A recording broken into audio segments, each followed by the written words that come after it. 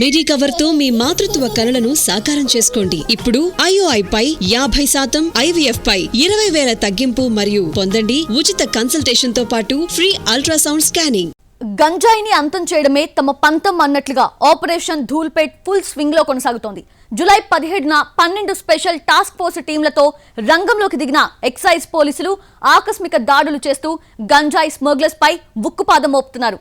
Operation Dhoolpet పేరుతో గల్లీ గల్లీలో ప్రతి ఇంటిని జల్లెడ పడుతున్నారు. ఈ తనిఖీలతో భయపడిన అనేక మంది ధూల్పేట్ నుంచి పరారయ్యారు. అలాంటి వారిని వెంటాడి పట్టుకుంటున్నారు ఎక్సైజ్ అధికారులు. ధూల్పేటలో గంజాయిని నిర్మూలించడమే లక్ష్యంగా excise and enforcement special task force అధికారులు విస్తృతంగా తనిఖీలు నిర్వహిస్తున్నారు. 2 నెలలుగా ఆపరేషన్ ధూల్పేట్ కంటిన్యూ అవుతూనే ఉంది. ఇప్పటివరకు 70కి పైగా కేసులు నమోదు చేసి 743 కిలోల గంజాయిని స్వాధీనం చేసుకున్నారు. 70 మందికి పైగా నిందితులను జైల్లోకి పంపించారు. మరో 60 మందికి పైగా పరారీలో ఉన్నారు. టక్కర్వాడి, జిమ్సీ చౌరాయి, జుమ్మరాజ్ బజార్, గంగమౌళి, లోయర్ ధూల్పేట్, అప్పర్ ధూల్పేట్ ప్రాంతాలలో ఇంటింటా సోదాలు చేస్తున్నారు అధికారులు. ధూల్పేట్ గంజాయి దందాలో కీలకంగా వ్యవహరిస్తూ గంజాయి డాన్ గా చలమణి అవుతున్న మహిళను ఎక్సైజ్ అధికారులు అరెస్టు చేశారు. ఐటీ ఉద్యోగులే టార్గెట్ గా గంజాయి దందా నడిపించిన సంధ్యాబాయిని పోలీసులు పట్టుకున్నారు. ఆమె దగ్గర నుంచి 2 కిలోల గంజాయిని సీజ్ చేశారు. ఇతర రాష్ట్రాల నుంచి గంజాయి తెచ్చి ఈ లేడీ డాన్ హైదరాబాద్ లో అమ్ముతున్నట్టు పోలీసులు గుర్తించారు. ధూల్పేట్ కేంద్రంగా గంజాయి దందా నడిపిస్తున్న సంధ్యాబాయి ఐటీ సెక్టార్లో పనిచేసే ఉద్యోగులే లక్ష్యంగా వ్యాపారం చేస్తోంది. సాఫ్ట్వేర్ ఉద్యోగులకు సంధ్యాబాయి గంజాయిని అమ్ముతున్నట్టు ఎక్సైజ్ పోలీసులకు సమాచారం అందింది. పక్కా సమాచారంతో రైడ్ చేసిన ధూల్పేట ఎక్సైజ్ పోలీసులు ఆమెను అరెస్టు చేసి రిమాండ్కు తరలించారు. పక్క రాష్ట్రాల నుంచి కిలో గంజాయిని 2,000 రూపాయలకు కొనుగోలు చేస్తోంది.